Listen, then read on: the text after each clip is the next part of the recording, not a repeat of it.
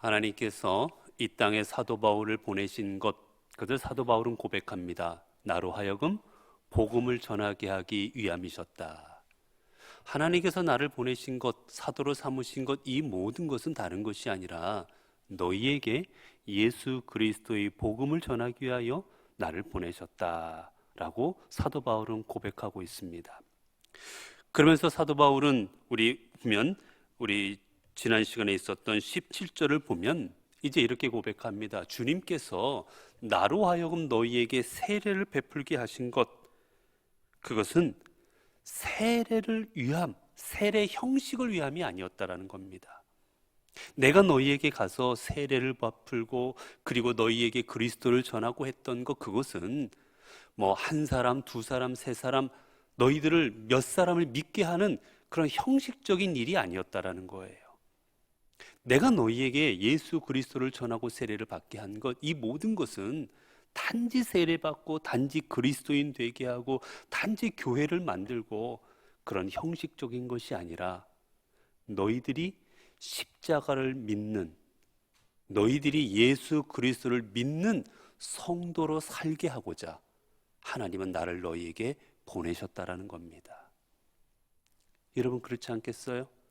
주님이 세례받은 사람 10사람, 저쪽에서는 20사람, 그렇게 몇십 사람을 위해서 100사람, 200사람, 300사람 사람들을 만들기 위해서 사도 바울을 통해서 세례받고 복음을 전하게 하셨겠습니까? 하나님께서 명하시면 모든 일이 하실 수 있는데 하나님이 원하시는 건 그게 아니었지요. 주님이 원하시는 것은 그들에게 복음이 전해짐으로 말미암아 그들이 십자가의 복음을 받아들인 사람답게 살아가기를 원하셨던 겁니다. 그러나 그들은 세례를 받고 십자가의 복음을 들었음에도 불구하고 십자가의 복음을 전혀 모르는 사람처럼 그들은 살아갔습니다. 그래서 우리가 앞절에 본 것처럼 그들은 파당을 지어서 싸우기도 했고 교회 안에 수많은 있어서는 안 된 일들을 그들은 서슴지 않고 버렸던 거지요. 이에 사도 바울은 쭉 본문을 통해서 이야기하는 겁니다. 너희가 여전히 십자가 없는 삶을 살아가고 있구나. 내가 너희에게 십자가의 복음을 전했는데 왜 십자가 없는 삶을 살아가느냐고 이들을 질책하고 있는 거예요. 이제 18절부터의 말씀입니다. 본인이 전한 십자가가 어떤 건지, 본인이 전한 그리스도의 복음이 어떤 건지를 말하고 있습니다. 18절에 보면 십자가의 도가 멸망하는 자들에게는 미련한 것이요 구원을 받는 우리에게는 하나님의 능력이라. 내가 너희에게 십자가를 전했는데 이 십자가의 도는, 여기서 도라는 것은 헬라어로 로고스라는 말입니다. 로고스는 우리말로 하면 말씀이라는 뜻이에요. 즉 십자가의 말씀, 주님께서 이 땅에 계시면서 마지막 순간에 돌아가시면서까지 우리에게 주신 그 십자가의 말씀은, 그 말씀은 어떻게 되느냐? 멸망하는 자들에게는 미련한 것이다. 여러분, 여기 멸망하다라는 말은 어떤 뜻입니까? 파괴되다, 그런 뜻이죠. 무너지다, 그런 뜻입니다. 근데 여기 멸망하는 자들, 그리고 뒤에 보면 구원을 받는 우리에게는, 이게 같은 의미로 되어 있는데 같은 형식인데 현재 분사형입니다. 즉 뭐냐면 멸망하는 자들이라는 뜻은 현재형이에요.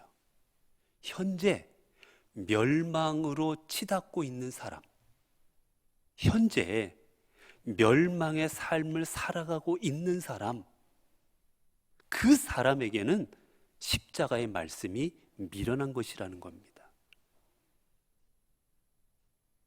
여기서 또 이 멸망하다라는 말은 또 우리가 문법적으로 보면 어떤 말이냐, 이게 멸망시키다라는 뜻이에요. 즉 뭐냐, 내 자신을 멸망시키는 사람이라는 겁니다.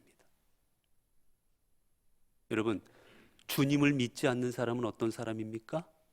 주님을 믿지 않는 사람은 내 자신을 멸망시키는 사람인 거예요. 내 자신을 파괴하는 사람인 겁니다. 그렇잖아요. 내가 순간순간 살아가고 있는데 믿음 없이 내가 주를 그리스도를 예수 그리스도를 믿는 믿음 없이 살아가고 있다면 내 삶을 하나하나 부서뜨리고 있는 겁니다. 왜요? 그 마지막은 심판이기 때문이에요.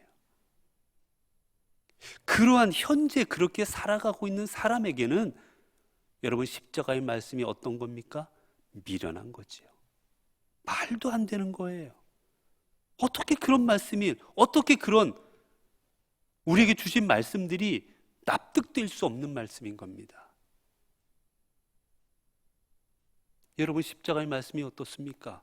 원수도 사랑하고 거소들 달라 하며 속옷까지 내어주고 주님을 위해서 우리의 목숨까지도 바쳐야 되고 이웃을 사랑해야 되고, 여러분 세상에서는 내가 얻을 수 있을 때 나도 무엇인가 주기도 하고 내가 사랑을 받을 때 사랑하기도 하고, 여러분 그런 게 세상이잖아요.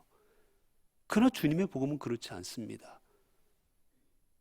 우리를 위하여 대신 죽어버리신, 십자가에 달리신, 우리를 위하여 채찍질을 당하시고 고난을 당하시는 그런 말도 안 되는 그런 말씀입니다. 그렇게 믿지 않는 사람들이 볼 때는 미련하지요. 왜 바보같이 저렇게 살고 왜 바보같이 저렇게 십자가에서 죽는 사람을 믿어야 되냐는 말이지요. 이해가 되지 않습니다. 그러나 어떻습니까?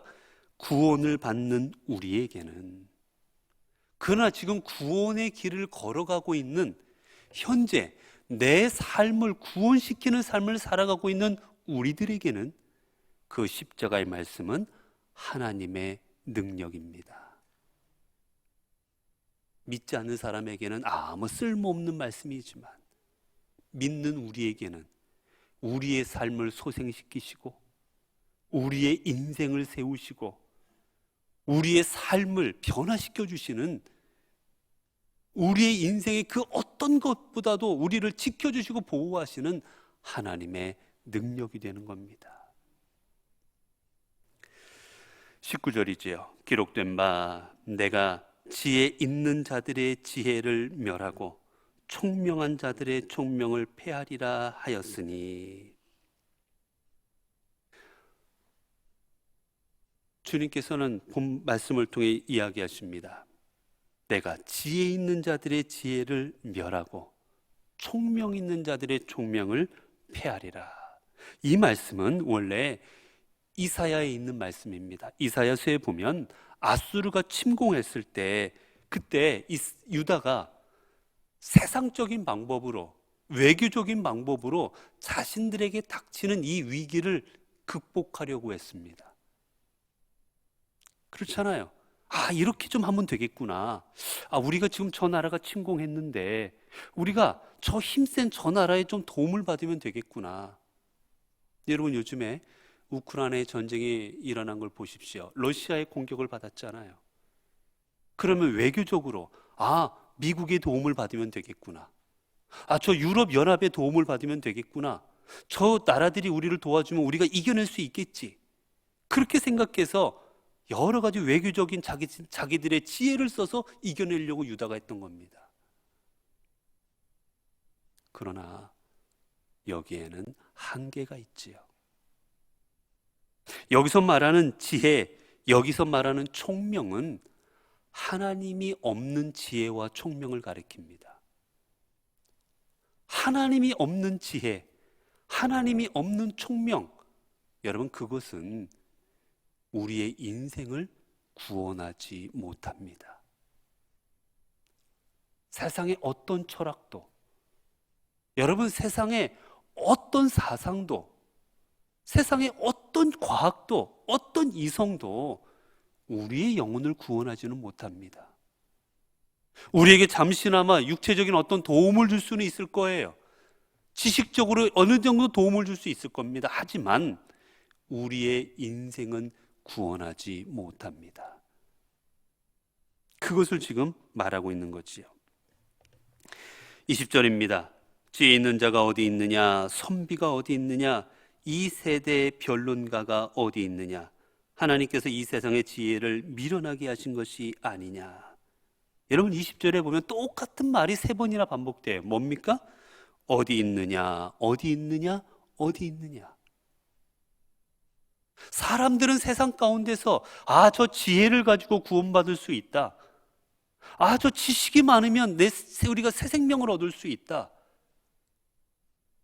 우리가 말을 잘하면, 언변이 있으면 우리가 구원받을 수 있다.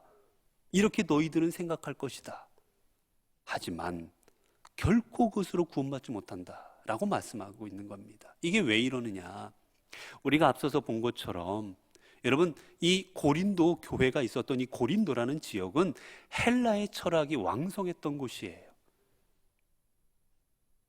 헬라 철학이라는 건 다른 게 아닙니다.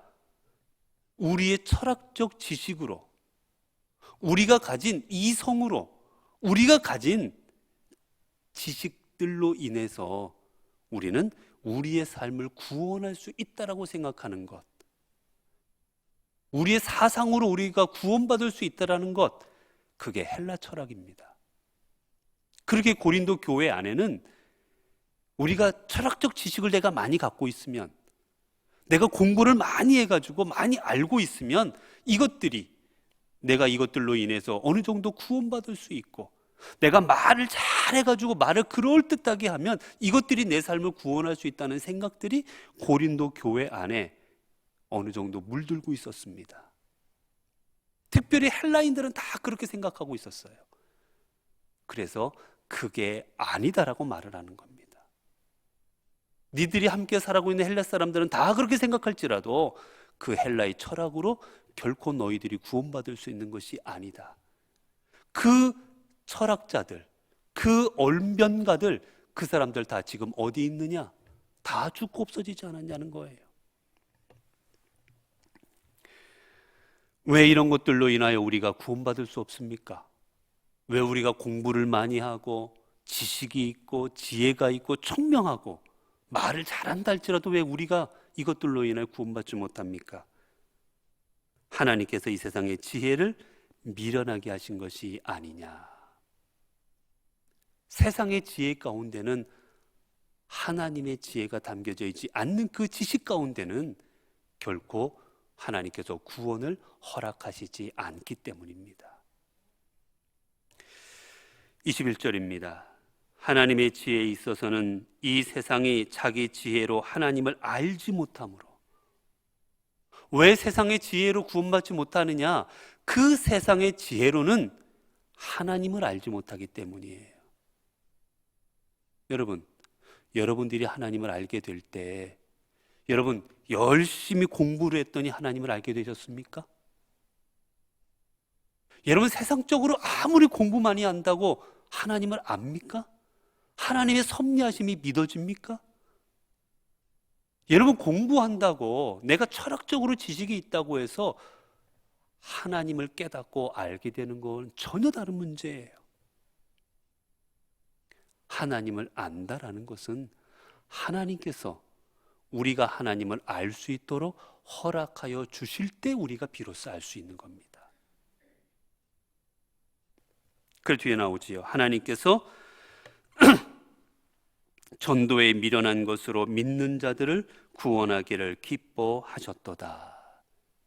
우리가 구원받는 것은 내가 공부해서 되는 것이 아니라 내가 하나님의 은혜 가운데 전도함을 받아서 믿는 사람들의 그 전도의 손길을 통해서 우리가 주님의 믿게 되고 하나님을 알게 된다라는 겁니다.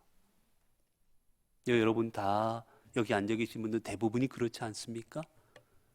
부모님의 손길을 통해서든지 아니면 이웃의 손길을 통해서든지 어느 분의 손길을 통해서 우리가 그리스도를 소개받았고, 그리고 그분으로 인하여 우리가 믿게 되었잖아요. 자, 그 다음 22절입니다. 그래서 우리에게는 구원받으려면 오직 전도 하나님의 은혜밖에 없는데, 그런데 다른 것들을 구하는 사람들이 있습니다. 다른 방법을 여전히 추구하는 사람들이 있어요. 22절입니다. 유대인은 표적을 구하고 헬라인은 지혜를 찾으나 오직 하나님께서는 이 구원을 하나님에 의해서만 이루어지도록 하나님께서 허락하셔 주셨는데 사람들은 계속해서 뭐를 찾습니까? 유대인은 표적을 구합니다. 여러분, 이 표적이라는 말은 여기 본문에는 그저 단수처럼 쓰여 있지만 복수형이에요. 복수. 유대인들은 표적을 한 번만 구하는 것이 아니라 어떻습니까? 계속 구하는 거예요. 표적을 하나, 둘, 셋, 넷, 다섯, 여섯 표적을 계속 구하는 겁니다. 여기서 보면 구하다라는 말은 간구하다, 기도하다라는 뜻이에요. 하나님 앞에 간절히 기도하면서 구하는 겁니다. 이것 또한 현재형으로 되어 있어요. 그래서 반복을 의미합니다. 즉 뭐냐? 표적을 한 번이 아니라 여러 번 해서 계속해서 구하는 거예요. 여러분, 표적을 구하는 것이, 표적이 뭡니까? 여러분, 표적이라는 게 뭡니까? 눈에 보이는 현상이에요. 내 눈앞에 뭔가 바뀌고 변화되고 이루어지는 걸 내가 눈으로 목격할 수 있는 겁니다. 그게 표적이에요. 그 표적, 이 표적을 계속해서 구하는 유대인들은 구했습니다. 여러분, 성경에 보면 예수님이 그들에게 복음을 전할 때 그들은 예수님 앞에 나와서 묻습니다. 우리가 당신이 메시아임을 믿을 수 있는 표적을 보여달라. 그런데 여러분, 주님께서 이미 그들과 이야기하시기 전에 그때까지 보면 이미 수많은 이적을 행하셨어요. 그럼에도 불구하고 그들은 또 요구합니다. 이적을 또 보여달라고. 더 나아가면 예수님께서 예루살렘에 입성하셨을 때 수많은 사람들이 예루살렘이 흔들릴 정도로, 지축이 흔들릴 정도로 뛰면서 광분을 합니다. 호산나 호산나 다윗의 자손이야라고 그들은 온 성이 흔들릴 정도로, 소동할 정도로 외치며 주님을 열렬히 환영했어요. 왜요? 그들이 원했던 건 표적이었기 때문입니다. 분명 죽은 나사로도 살렸고 5천 명을 먹이셨고 수많은 사람들의 병자들을 고치셨던 그 주님께서 이 예루살렘에 오셔서도 놀라운 이적을 행하실 것이다. 그러나 주님이 예루살렘에 입성하셔서 행하셨던 건 놀라운 이적이 아니라 그들 가운데 있는 욕망을 들춰내는 거였습니다. 그러자 그들은 예수님을 십자가에 못 박아 버리지요. 여러분, 표적을 구하는 삶, 이 표적을 구하는 삶, 그것이 여러분 원래 나쁜 것이겠습니까? 여러분, 우린 표적을 구하면 안 되는 겁니까? 하나님, 표적을 좀 보여주세요 라고 말하면 안 되는 겁니까? 우리 한번 성경을 볼까요? 성경에 사사기 6장 37절입니다. 사사기 6장 37절입니다.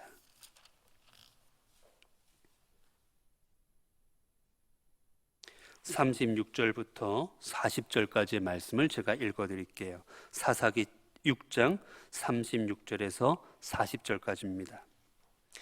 기드온이 하나님께 여쭈되 주께서 이미 말씀하신 같이 내 손으로 이스라엘을 구원하시려거든 보소서, 내가 양털 한 뭉치를 타작마당에 두리니 만일 이슬이 양털에만 있고 주변 땅을 마르면 주께서 이미 말씀하신 같이 내 손으로 이스라엘을 구원하실 줄을 내가 알겠나이다 하였더니 그대로 된지라. 이튿날 기드온이 일찍 일어나서 양털을 가져다가 그 양털에서 이슬을 짜니 물이 그릇에 가득하더라. 기드온이 또 하나님께 여쭈되 주여 내게 노하지 마옵소서. 내가 이번만 말하리이다. 구하옵나니 내게 이번만 양털로 시험하게 하소서. 원하건대 양털만 마르고 그 주변 땅에는 다 이슬이 있게 하옵소서 하였더니 그 밤에 하나님이 그대로 행하시니 곧 양털만 마르고 그 주변 땅에는 다 이슬이 있었더라. 아멘. 자, 그리고 열왕기하 20장 8절입니다. 열왕기하 20장 8절 여러분에게 읽어드릴게요. 열왕기하 20장 8절의 말씀입니다. 히스기야의 말이지요. 히스기야가 이사야에게 이르되 여호와께서 나를 낫게 하시고 3일 만에 여호와의 성전에 올라가게 하실 무슨 징표가 있나이까 하니 이사야가 이르되 여호와께서 하신 말씀을 응하게 하실 일에 대하여 여호와께로부터 왕에게 한 징표가 이 말이이다. 해 그림자가 10도를 나아갈 것이니까 혹 10도를 물러갈 것이니까 하니 히스기야가 대답하되 그림자가 10도를 나아가기는 쉬우니 그리할 것이 아니라 10도를 뒤로 물러가게 할 것이니이다 하니라. 선지자 이사야가 여호와께 간구하매 아하스의 해시계 위에 나아갔던 해 그림자를 10도 뒤로 물러가게 하셨더라. 하나님은 때에 따라서 표적을 보여주셨습니다. 해가 뒤로 물러가기도 하셨고, 때로는 양털이 있는데 양털에만 이슬이 내리고, 때로는 양털 바깥에만 이슬이 내리는 여러 표적과 이적들을 본 주님은, 하나님은 보여주셨습니다.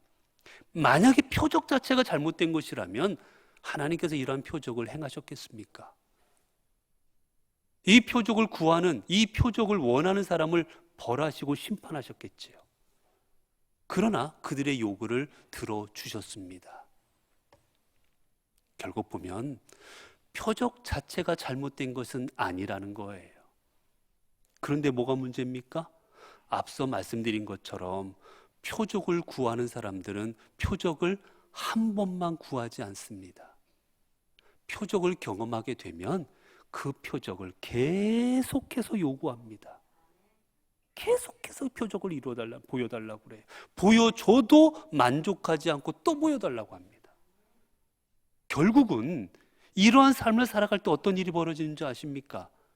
하나님을 믿는 게 아니라 표적을 믿습니다. 하나님을 믿는 게 아니라 어디에 가면 병이 낫는다더라, 거기 다 쫓아갑니다. 어디에 가면 예언 받는다더라, 다 갑니다. 어디에 가면 미래 어떤 것들을 알려준다더라, 다 그것 찾아서 돌아다닙니다. 그게 표적 구하는 삶인 거예요.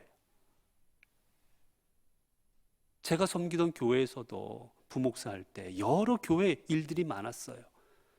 때로는 교회 안에 부흥 집회도 하고 성령 집회도 했습니다. 그런 거 한 번 하고 나면 문제가 뭐냐? 그런 걸 통해서 입신을 한 번이라도 경험한 분들은 한 번으로 끝나질 않는 거예요. 계속해서 입신하는 경험을 요구합니다. 그거 하는 데만 쫓아다니십니다. 어디서 한다면 거기 가서 입신 한 번 하고 오고, 또 어디 가서 있다고 그러면 또 거기 쫓아가서 또 입신하고, 만족하지를 못하는 거예요. 믿음 생활하는 게 아니라 표적 구하는 삶을 살아갑니다. 병이 한 번 나았습니다. 기도해서 하나님께 내 몸에 표적을 보여주셨어요. 여러분, 그러면 거기에 만족해야 되는 거 아닙니까? 그러나 우리는 만족하지 못합니다. 또 다른 병이 와서 또 병에 하나님께서 이적을 일으켜서 또 낫게 하셔야 되고, 우리의 삶은, 표적을 구하는 삶은 절대로 만족하지 못해요. 그렇게 유대인들은 주님께서 이 땅에 오셔서 그 수많은 이적과 표적을 보여주셨지만 주님을 믿지 못하고 십자가에 달아버렸던 겁니다. 오늘 우리도 마찬가지입니다. 우리도 표적을 구하는 믿음 생활할 때 우리의 믿음은 잘못된 방향으로 나아갑니다. 표적과 이적은 하나님께서 필요하실 때 나에게 보여주시고 이루어 주시는 겁니다. 그거를 내 믿음의 목표로 삼으면 안 되는 거예요. 때로는 이루어 주시는 은혜의 결과물로 생각해야지. 그것을 추구하다 보면 하나님이 보이는 게 아니라 표적이 보입니다. 예전에 아이들을 키워보면 이제 집에 제가 있다가 신방을 하거나 여러 이유로 이제 먹을 것 같은 걸 들고 갑니다. 여러분, 먹을 걸 들고 집에 들어가면 아이들이 막 아빠 왔다고 뛰쳐나오지요. 그러면 아빠가 아이들에게 이제 먹을 거를 손에 든 거를 주기 시작합니다. 아이들이 아빠가 먹을 걸 가져왔다고 좋다고 박수치고 아빠 고마워해 와서 뽀뽀도 하고 아빠 안기도 하고 이럽니다. 그런데 한 번, 두 번, 세 번, 주다 보면 그 다음에 어떡하는지 아십니까? 애들이 쪼르르 달려와서 인사도 안 해요. 손에 든 거 받아 가버립니다. 아빠는 관심이 없어요. 아빠가 뭘 들었는 뭐 소용없어. 손에 든 게 뭔지만 봅니다.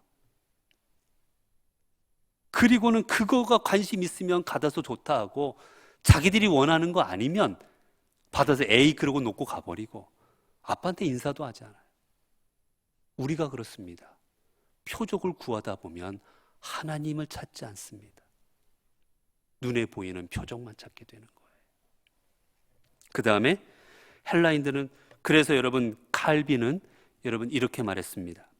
그들은 기적 자체에 빠져서 기적에 경탄했다. 그러나 그들은 어떤 기적에도 만족하지 않고 매일 끊임없이 새로운 기적들을 찾아 헐떡거렸다.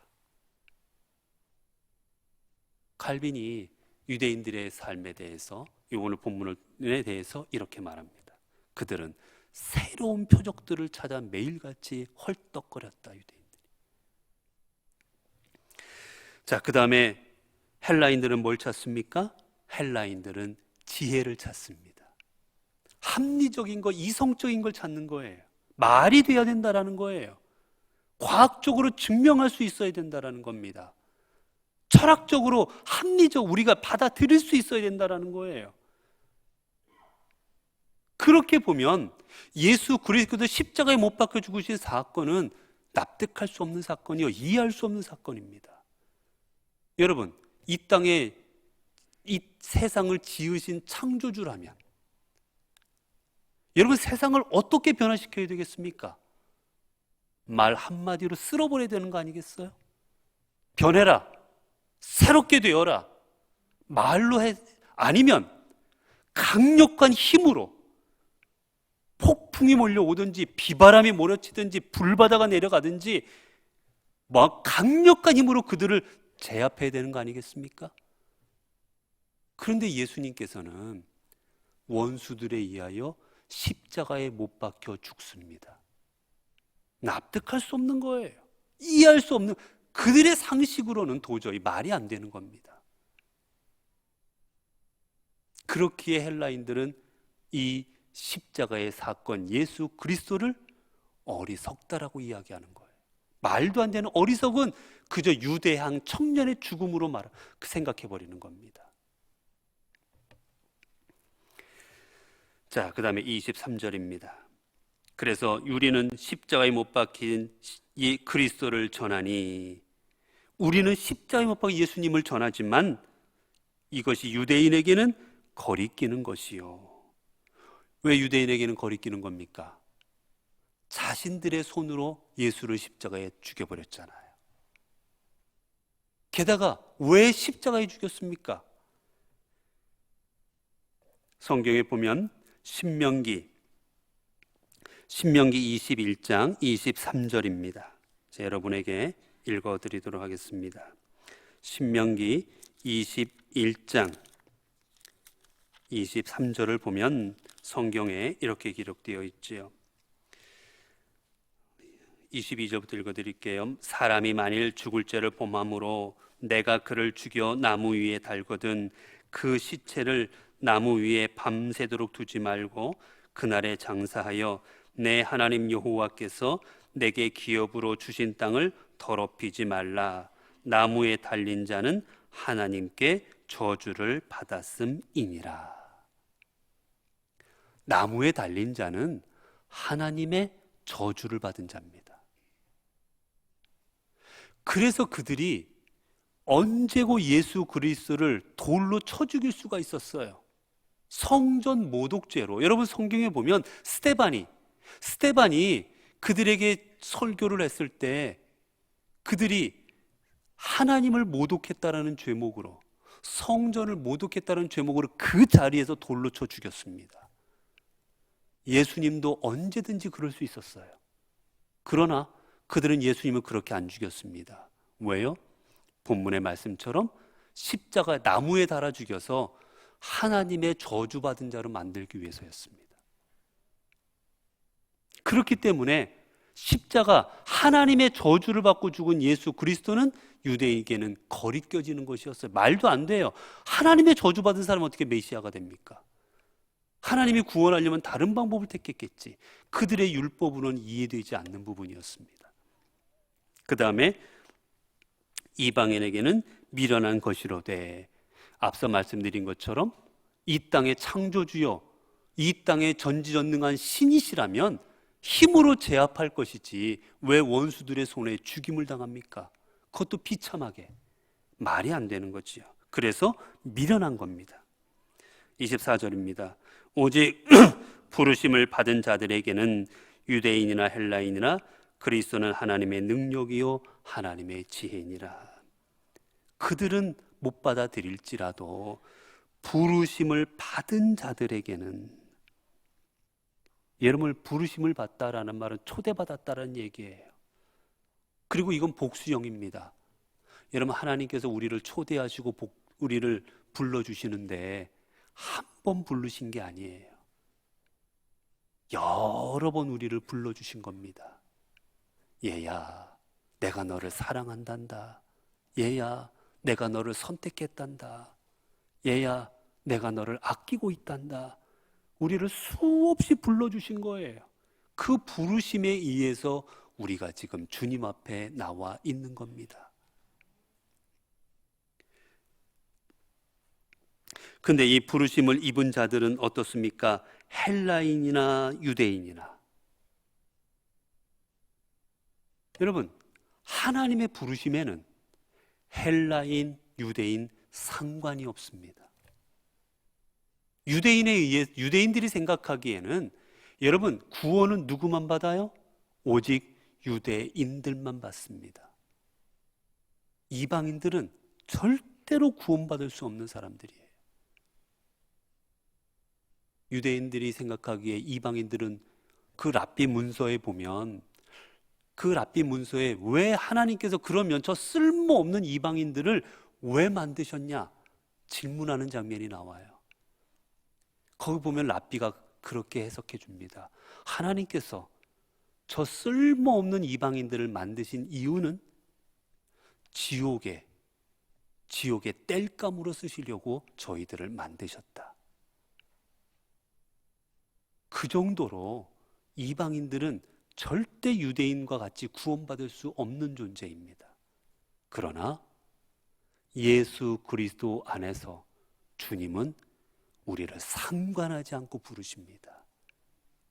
유대인이든 헬라인이든 누구든지 간에 하나님께서 이 땅에 우리를 사랑하는 모든 자들을 주님의 은혜로 불러주시지요. 오늘 우리가 그 부르심을 받아서 이 자리에 있는 거 아니겠습니까?